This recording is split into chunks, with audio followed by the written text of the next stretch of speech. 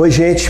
Olá, pessoal. Mais uma vez estamos aqui, para iniciar uma aula com vocês. Dessa vez nós vamos falar do conteúdo da Idade Média, vamos começar a falar dos reinos bárbaros. Então, a partir de agora, vamos estudar a Idade Média. Não se esqueçam, clique no nosso canal, faça a inscrição, curta, ajude a divulgar. Estamos juntos. Vamos lá, pessoal. Então, agora vamos falar sobre a Idade Média, vamos falar sobre as invasões bárbaras. Depois vamos falar do Império Bizantino e também do mundo árabe.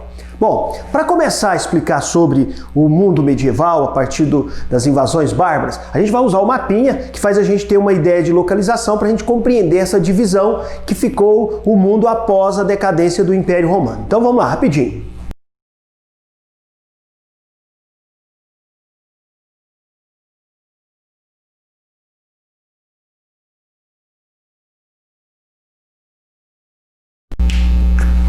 Bom, observando a posição geográfica, o que a gente tinha na antiguidade como o Império Romano abrangia todas as regiões praticamente de toda a Europa, parte enorme da Ásia e também do continente africano. Com o resultado das invasões bárbaras que a gente viu na última aula, houve uma desintegração desse império, E quando essa desintegração do Império Romano aconteceu, esse império já estava dividido, já existia o Império Romano Oriental e o Império Romano Ocidental. O Império Romano Oriental vai se transformar em Império Bizantino, que nós vamos estudar posteriormente, e a parte ocidental, vamos fazer aqui de forma ilustrada, a parte ocidental é onde então vai ter a ocupação dos bárbaros. Então o Império Romano Ocidental vai se transformar em vários reinos e vai ser ocupado por vários povos. Então o Império Romano entrou em decadência, o processo de ocupação dos bárbaros se deu em vários anos, apesar do Império ter tentado impedir essa invasão, essas conquistas, mas os bárbaros conseguiram ocupar definitivamente as terras do antigo Império Romano. Então, a parte ocidental vão surgir vários reinos, os povos bárbaros são vários povos, às vezes são considerados bárbaros, a maneira a linguagem de falar dos romanos parece que se tratava de um povo único, Mas nós temos vários grupos, muitos povos que faziam parte desse grupo chamado de povos bárbaros. Bom, o primeiro grande momento desse processo vai ser a formação e a ocupação de alguns bárbaros, alguns reinos importantes. Então a gente vai chamar de reinos curtos. Então, nesse processo de ocupação, alguns povos bárbaros vão conquistar essas terras no ocidente e vão formar alguns reinos. Então, reinos bárbaros não tinham organização, não tinham conhecimento, não tinham ainda habilidade política e por isso a maior parte deles não conseguiram governar por muito tempo. Foram reinos curtos. Então, reinos bárbaros, inicialmente, nós vamos trabalhar a ideia de reinos curtos. Então, o conteúdo: invasões bárbaras, Idade Média, e o principal foco é trabalhar então esses grupos que ocuparam o lado ocidental. Então, invasões bárbaras, Idade Média, e falar que esses bárbaros fizeram reinos, e a maioria foram reinos curtos, que não tiveram grande durabilidade. Algumas exceções, e uma das exceções que nós vamos trabalhar, é o que nós vamos explicar agora, é sobre o reino dos francos. Então, a principal característica desses governos eram governos que não tinham habilidades políticas, não tinham habilidades administrativas, não tinham organização política e não tiveram êxito, e em grande parte não foram muito adiante. Alguns grupos bem ruralizados, viviam em situações assim bem primitivas, alguns deles, mas nós vamos ter algumas exceções. Uma delas é o reino dos francos. Bom, o reino franco vai ter então o primeiro grande líder, chamado Meroveu. Daí a gente então ter o início, da dinastia chamada Merovingia, Então nós temos no governo dos francos uma dinastia chamada Merovingia, fundada por um líder dos francos, que faz parte dos povos germanos. né? Essa dinastia merovingia, então, ela se estabelece assim que o Império Romano entrou em decadência, e o reino dos francos, ele é considerado o grande reino bárbaro desse período medieval. Clovis, então, né, neto de Meroveu, que é o fundador, o organizador desse grupo, vai ser considerado, então, o primeiro grande rei dos francos. Então, o que nós vamos destacar da vida de Clovis? Vamos destacar a sua habilidade política, a organização. Vamos também trabalhar a ideia de aproximação com a igreja. Então a gente viu que na antiguidade a igreja sofria perseguições, mas foi aceita por Constantino e oficializada por Teodósio ainda na época do Império Romano. E agora, Clovis, um rei franco, né, que vai ter habilidade política, né? Nesse processo ele vai promover uma grande expansão, então o território franco vai se estender e ele vai se tornar também um grande aliado da igreja. Então, nesse processo de expansão, várias conquistas. Então, um governante que tinha habilidade e conseguiu centralizar o poder e conseguiu governar durante um bom tempo. Bom, na sequência, após o governo de Clovis, os reis desse período da dinastia merovingia, os descendentes, filhos e outros descendentes, não tiveram o mesmo êxito que Clovis. Alguns não conseguiram governar. Então nós vamos ter um período da história do reino franco em que a gente vai chamar de reis indolentes. A gente fala reis indolentes, reis preguiçosos, né? O que a gente tem nesse período? A gente tem uma sequência de reis que deixaram de atuar com o papel de administrador, de conquistador, de defensor do território franco, né? Se dedicando mais às festas, às guerras, aos jogos, né? Aos jogos internos, às festas, às comemorações. E esse poder centralizado que existia na época do Clovis desaparece na mão desses reis. Quem assume esse poder durante esse período se destacando são líderes importantes, né, que ficavam abaixo do rei, chamados de prefeito do palácio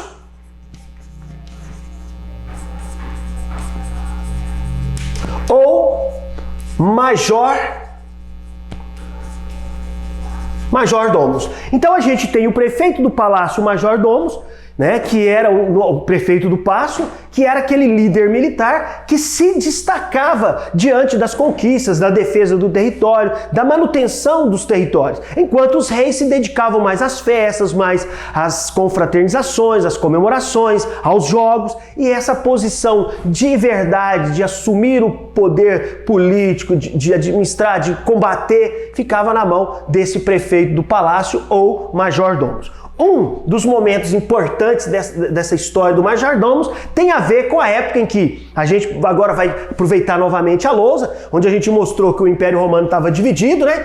Aqui vão se formar os reinos bárbaros. Nessa região a gente está vendo a formação do reino franco, né? Aqui na região da Gália, da Itália, né? Nessa região nós estamos vendo o crescimento e a formação do reino franco. Aqui nós temos o Império Bizantino e logo abaixo do Mar Mediterrâneo, então a vida ainda continuava em torno do Mar Mediterrâneo, nós vamos ter então o desenvolvimento e a expansão dos árabes. E um dos grandes momentos da história dos reinos bárbaros, do reino franco, tem a ver também com um dos grandes momentos da história dos árabes. Se você puder acompanhar as setinhas, você vai ver que eu estou mostrando aqui a expansão árabe pelo Oriente Médio. Nós ainda vamos estudar a formação do mundo islâmico. E aí você vai ver a expansão pela Ásia, norte da África e a chegada dos árabes até a Europa, até a Península Ibérica. Nesse momento em que os árabes chegam até a Península Ibérica, nós temos um dos momentos mais importantes da história e nós vamos ter um destaque.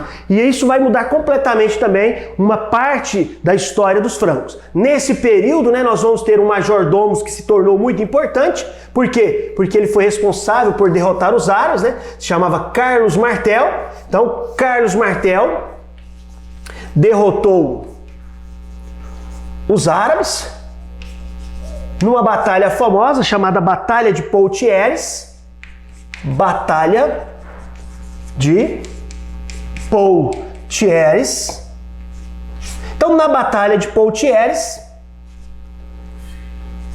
Carlos Martel, que era major-domos, consegue então impedir a entrada dos árabes avançando dentro do território dos francos. Então vamos usar essa Península Ibérica, a invasão dos árabes, e Carlos Martel, numa batalha nessa região, impede o avanço dos árabes para dentro do Império dos Francos, para dentro do Reino dos Francos. Então Carlos Martel, a partir daqui nós vamos ter uma mudança muito grande, desde o seu pai, que já tinha criado, o pai se chamava Pepino, e o filho dele também vai ser chamado Pepino. Então, Carlos Martel já era o quê? O sucessor, porque o pai dele, Pepino, conseguiu criar essa condição de hereditariedade desse cargo de major-domos.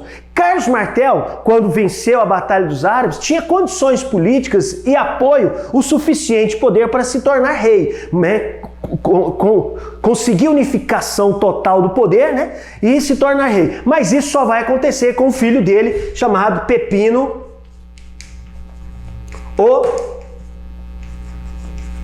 o Breve.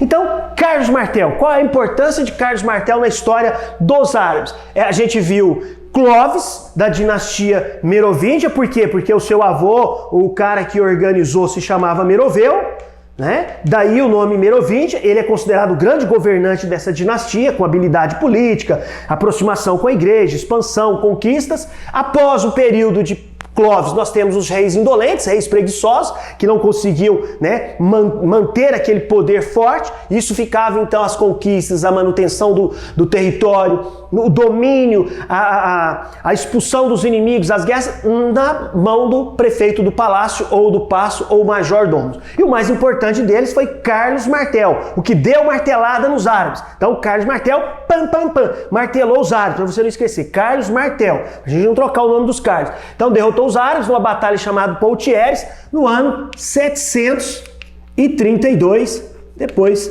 de Cristo. Então, essa batalha marcou definitivamente o processo histórico do Reino dos Francos. Após o seu governo, ele dividiu o poder entre dois filhos. Um dos filhos seguiu a carreira eclesiástica e o poder ficou nas mãos, o poder político na mão de Pepino o Breve, que se tornou rei. E aí nós vamos ter o início de uma nova dinastia, que é a dinastia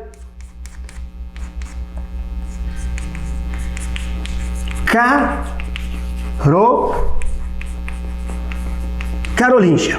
Bom, o que a gente pode falar de Pepino o Breve? As características de um grande rei: aproximação com a igreja, conquistas, expansão. Então, características de todo grande rei que se destaca na história dos grandes reinos. Então, ele também vai ser o cara que doou o patrimônio para fazer a cidade, a organização de Roma, a organização da Igreja Romana. Então foi um presente, uma doação de Pepino Breve, onde tem o Vaticano, onde tem a sede da Igreja. Então isso demonstra também a habilidade política e a aproximação forte com a Igreja. Então várias conquistas e expansão. A sequência, a gente vai então rolar aqui um pouquinho e vamos então retomando depois, falando sobre o desenvolvimento da dinastia carolíngia, destacando o papel e a importância do imperador Carlos Magno, filho de Pepino o Breve, ok? Então aguarda um pouquinho e a gente já está chegando aí. Olá pessoal, de novo então, continuando, agora a gente não vai falar sobre a dinastia carolíngia, da sequência na dinastia carolíngia, vamos falar do governo de Carlos Magno, que é o grande nome da dinastia carolíngia e do Reino dos Francos. Então Carlos Magno continuou então, a dinastia carolíngia, é considerado o grande governante da dinastia carolíngia. E aí, no governo de Carlos Magno, Carlos Magno, o grande governante, nós vamos ter alguns aspectos importantes que nós vamos também mostrar para vocês agora nesse momento e facilitar a compreensão desse período. Então, Carlos Magno vai promover uma maior expansão ainda, vai ter que organizar esse governo. Então, novamente, vamos fazer aquele mapinha. Dessa vez nós vamos fazer ele aqui, para a gente ter uma visualização interessante sobre as áreas e as regiões que abrangeram o Império de Carlos Magno.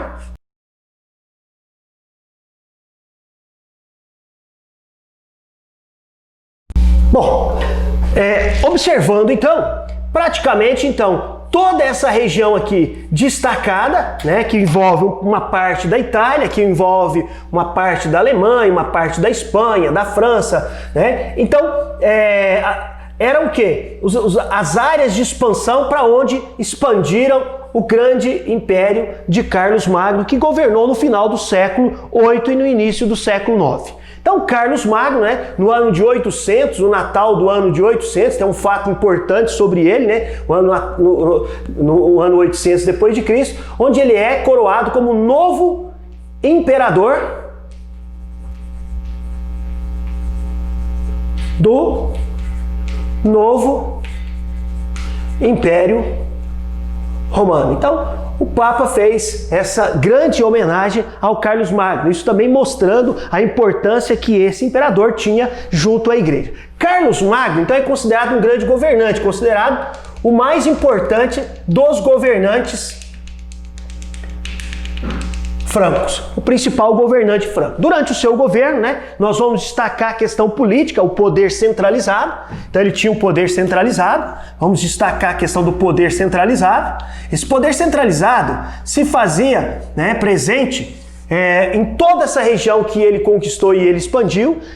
Também Carlos Magno é considerado um grande suzerano, o maior, o mais importante suzerano. Então a gente já vai aproveitar e fazer uma definição. Suzerano é a pessoa que doava terras. Então as conquistas fizeram com que o território franco, o reino franco, crescesse muito, e ele então vai o quê? Doar terras. Nesse período ele estabelece uma reforma administrativa, né? Estabeleceu uma reforma administrativa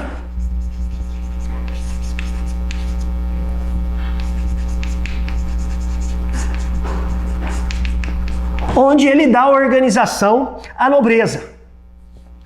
Então organizou a nobreza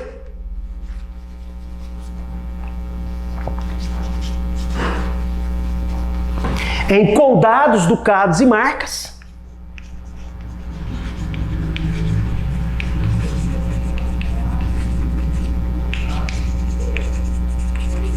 Condados, ducados e marcas. Isso mostra a habilidade também, quer dizer, o império era grande, ele vai fazer a doação de terras. Todos esses nobres agora têm também papel administrativo, responsabilidades. Obviamente que, como grande suzerano, esses que receberam a terra e participaram dessa organização administrativa estabelecida por ele, essa nobreza que se juntou, que se formou, ou que ele organizou, também vai ser o quê? Vão ser seus vassalos. E vassalos são aqueles que herdam a propriedade, têm o direito à propriedade, mas não são donos. Então, vassalos, né? Então, suzerano foi um grande suzerano, Carlos Magno foi um grande suzerano, doador de terras, e ele organizou também essa nobreza que se tornava então o quê? Seus grandes vassalos. Então, a gente chama isso de suzerania, doação de terra, e a vassalagem, aquele que recebe a terra por juramento de fidelidade, né? Então ele participava de uma cerimônia muito importante.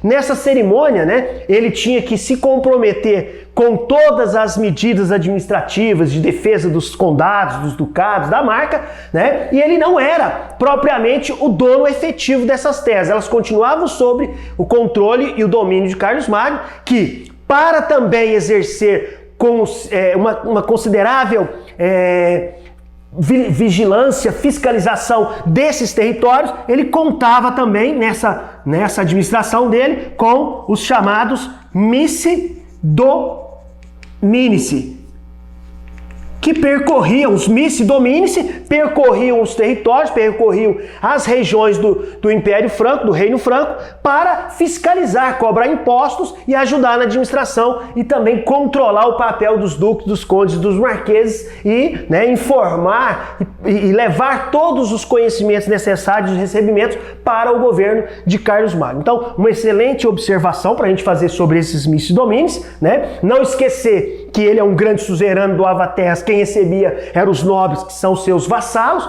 Cada vassalo também podia repatriar essa terra para outros homens, esses se tornavam vassalos dos vassalos. Em todos os casos existia o ponto principal, que era o juramento, né, de fidelidade. Então, o juramento de fidelidade era o principal elemento dessa relação entre o suzerano e os vassalos. Então, no momento desse juramento de fidelidade, esses vassalos juravam fidelidade para o rei e todas as obrigações de cumprir, as suas tarefas e sua administração junto a essas terras, ok? Então, Carlos Magno também vai se destacar como um rei que fez uma reforma cultural. Então a gente vai destacar outro aspecto importante, mantendo o poder centralizado. Um dos pontos importantes do seu governo é a reforma cultural. Apesar de Carlos Magno ter sido analfabeto praticamente até a vida adulta, mas ele se interessou, ele levou pessoas importantes, filósofos, escritores, artistas, e ele promoveu uma enorme reforma cultural. Essa reforma cultural também é chamada de Renascença Carolíngia. E o principal ponto dessa reforma, dessa grande reforma dele, é a educação e a arte. Então, durante o período em que Carlos Magno governou, além da administração política, da organização do governo, o bom e o destaque importante também foi essa reforma cultural. Então, foram abertas várias escolas dentro do Império Franco, dentro do Reino Franco, e essas escolas, então, inicialmente tinham o papel de quê? De formar essa classe de nobres, de desenvolver o conhecimento entre essa classe nobre que fazia parte do governo dele e o desenvolvimento do seu império. Mais tarde, esse conhecimento e todas essas escolas também passam a ter o controle da igreja. Mas no momento, então, a ideia dele era então desenvolver o conhecimento e melhorar a estrutura cultural do seu império. Bom, o governo de Carlos Magno, ele vai terminar com uma marca muito importante, várias conquistas, expansão, administração, a reforma cultural, e após a sua morte, ele vai ter um substituto, o filho Luís, chamado Luís o Piedoso. Então, após a morte de Carlos Magno, quem vai assumir o governo? Então, após a morte de Carlos Magno, Luís o Piedoso. Luís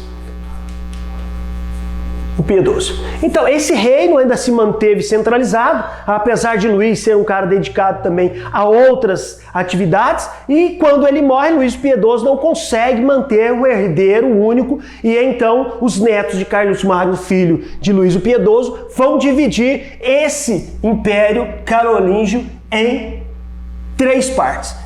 Os 3 filhos de Luís o Piedoso, netos de Carlos Magno, vão promover uma divisão. Então, após Carlos Magno, Luís o Piedoso. Ainda vamos ter o quê? A centralização. A centralização ainda continua, algumas dificuldades. Após, então, os netos de Carlos Magno, então na época dos netos, nós vamos ter, na época deles, o Tratado de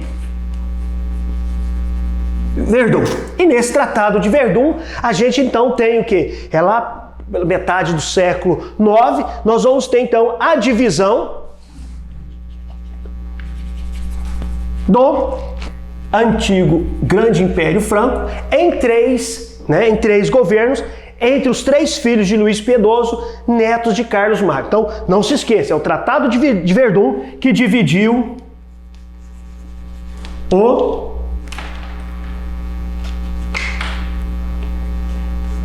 Império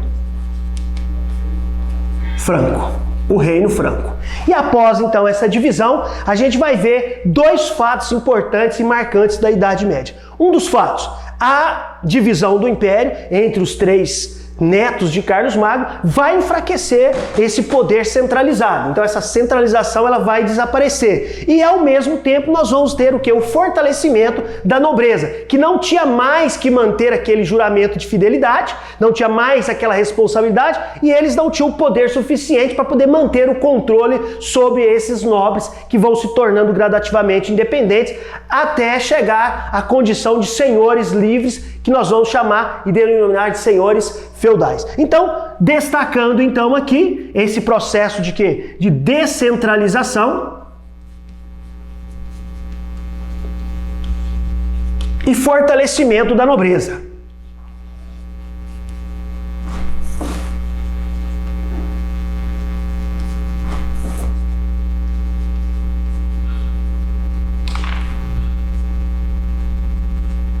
Essa nobreza então fica independente, e a partir do momento que ela fica independente, né, eles serão chamados de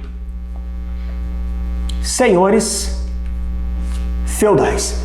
Então, nesse processo, a gente então vai entender que durante toda a ocupação, tanto dos povos francos quanto de outros povos dentro dessa região ocidental que a gente viu anteriormente, a gente vai ver uma mudança gradativa, uma junção de elementos romanos e elementos bárbaros. Por quê? Porque esses reinos foram se estabelecendo em regiões onde também habitavam romanos. E esses romanos e esses bárbaros foram convivendo juntos. Nesse processo final aqui, nós já temos praticamente toda a consolidação do processo que nós vamos chamar de feudalismo, que tem os senhores feudais como os líderes, né, os importantes governantes dos territórios no interior da Europa, onde praticamente não vai mais o que existir comércio, não vai mais praticamente existir as grandes cidades, e a vida numa formação interiorana. Obviamente, né, que a gente vai ter outros momentos importantes que nós vamos destacar, mas o importante nesse momento, vamos destacar também a questão do papel da igreja, é mostrar o fim e a descentralização desse Império Franco após a morte de Carlos Magno, após a morte de Luís o Piedoso, quando seus netos fizeram o Tratado de Verdun. Então é importante, após o Tratado de Verdun, o Império Franco foi dividido entre os 3 netos de Carlos Magno. Isso marca definitivamente a descentralização e a perda do poder central, né, que existia anteriormente. Com isso, há um fortalecimento dos nobres, que antes tinham que dedicar um juramento intenso de fidelidade, agora se tornam independentes, uma nobreza fortalecida, que vai passar a ser chamada de senhores feudais. E o próximo assunto nosso, na sequência desse conteúdo, é falar também sobre o feudalismo. Então, não se esqueça de curtir a nossa aula, fazer inscrição, indicar mais pessoas para assistir as nossas aulas. Nós estamos contando com você. Não se esqueça, nós vamos vencer e nós vamos chegar lá. Valeu?